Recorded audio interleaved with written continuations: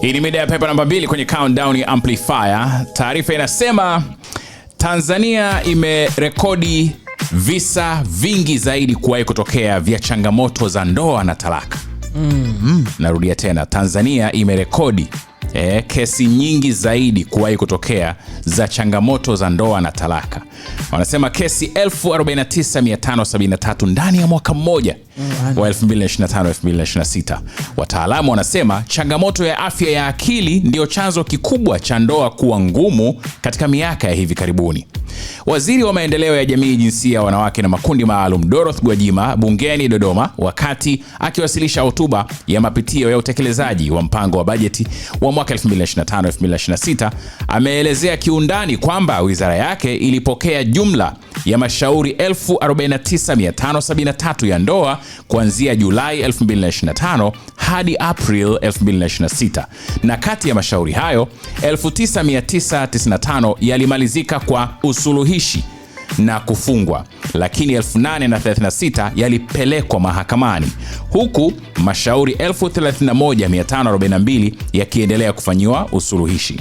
Sasa basi, kwenye mashauri hayo, wataalamu wa saikolojia waliokaa na wanandoa hao wametaja ya kwamba changamoto za kifedha, stress na kukosa njia nzuri ya mazungumzo ni sehemu ya vyanzo vya ndoa nyingi kuanguka katika miaka ya hivi karibuni. Napigilia msumari hapo. Anasema kwamba changamoto za kifedha, stress na kukosa njia nzuri ya kufanya mazungumzo ni chanzo cha ndoa nyingi kuvunjika hivi karibuni. Hii inatajwa kama kiwango cha juu cha mashauri kuwahi kuripotiwa kutokana na wingi wa kesi unaokaribia 50,000 ndani ya mwaka mmoja tu, na hizo ni zile zilizoripotiwa, lakini pia ni kiwango kikubwa kwa kesi zaidi ya 30,000 kupambaniwa usuluhishi kwa muda mrefu. Bwana. Jambo la muhimu. Kama kwa ndugu zangu ambao wako kwenye harakati za kuingia kwenye ndoa kwa sasa, kwa mujibu wa hizo rekodi, ni vizuri sana, pamoja na kwamba pengine katika zile nyakati ambazo mnapanga kuingia kwenye ndoa, mnakuwa kila mmoja anayaona mazuri tu ya mwenzake bila kuona lolote baya. Lakini ushauri huu uchukueni kwamba lazima mjipe nafasi ya kwenda kutafuta mtaalamu mmoja wa saikolojia akusaidieni, kukuelewesheni kwenye mnavyokwenda kwenye ndoa, akupeni picha ya mambo ambayo mnakwenda kukutana nayo, ili muweze kujua namna gani ya kuweza kusolve baadhi ya changamoto. Jambo muhimu sana. Jambo muhimu sana. Umezungumza vizuri sana Yahya Ncheng. Mwanasaikolojia na mtaalamu wa mahusiano na ndoa anaitwa John Ambrose ameiambia Amplifier kwamba kwa uzoefu wake katika miaka 15 ya kesi za ndoa, kwa sasa changamoto kubwa inayovunja ndoa ni afya ya akili, na afya ya akili chanzo chake kinaanzia mbali kwenye changamoto za kifedha na changamoto nyingine. Naweza nikayaweka katika mafungu mawili. Kuna vitu vingi sana ambavyo vinachangia kwa namna moja au nyingine upatikanaji wa taarifa. Sasa ni nini kinapaswa kufanyika, au ni nini kilichopo? Kwamba hali halisi iliyopo ni kwamba watu ule uelewa wa mapema, ile identification, ile awareness, kwamba ujue kwamba yupo kwenye changamoto ipi, ndiko shida zetu zilipo. Asante sana mwanasaikolojia na mtaalamu wa uhusiano na ndoa anaitwa John Ambrose kwenye Sabi Amplifier. Hiyo ni page namba 2 kwa leo. Ila ndoa kwa experience zenu, lakini kama vijana wataalamu wa saikolojia za mtaa. Kwa haraka wewe unaona kitu gani sana kinafelisha ndoa za hivi karibuni, miaka ya karibuni? Kutokufahamiana vizuri. Inaweza kuwa changamoto kubwa sana. Unayemuoa, mnaoana kwa sababu ya furaha ya mapenzi ya mwanzoni. Mjuani siku ambayo mkichinchiana, siku ambayo mkikosa fedha, siku ambayo mkiumani, siku ambayo mkipata hard time, hamzijui mkiwa kwenye mahusiano. Mnaenda kuzijua mkiwa ndani ya ndoa. So kila mmoja anakuwa amechanganyikiwa kivyake, kinachotoka ndo hicho ndio migogoro inaanzia hapo. Kwa sababu vingine unaweza kukuta hata sio mambo ya cheating. Mmekosana tu wenyewe, mna mvurugano, amani inapotea. Amani ikipotea, mnakuta hata tendo la ndoa haliwezekani, ushirikiano kwenye vitu vingine haupo. Mmoja akienda nje akipata faraja kidogo, anaanza kuona nje ni bora kuliko ndani. Ndio pale majuto ya kwamba ni bora nisingefunga ndoa yanaanzia. migogoro inazaliwa hapo. Kwa hiyo kufahamiana. Kufahamiana kwangu mimi ni kuweka matarajio makubwa.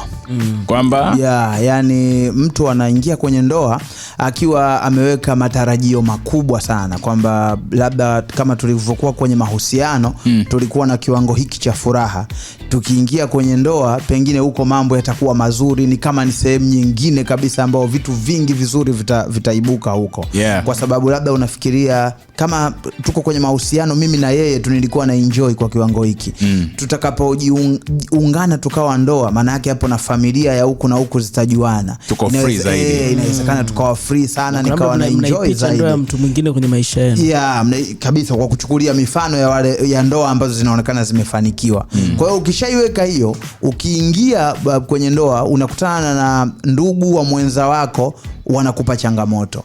Unakaa wakati mwingine mwenza wako anakupa changamoto. Mawifi hapo, mashemeji ni shida kweli kweli wakwe.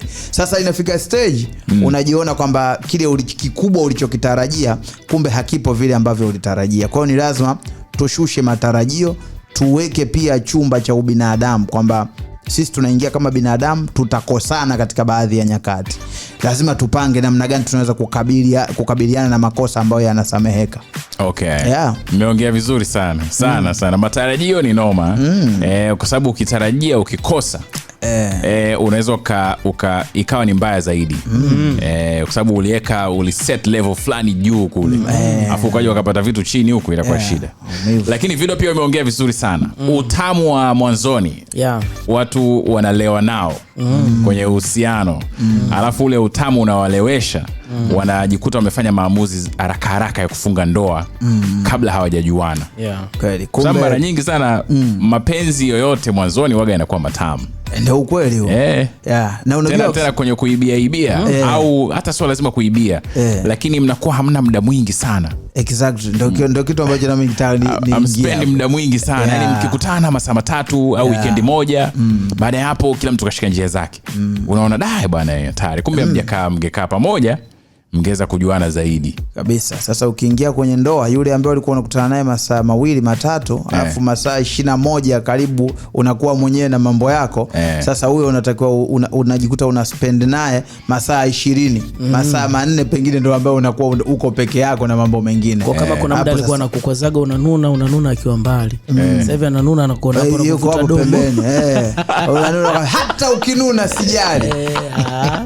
Natamani utoke. No sana.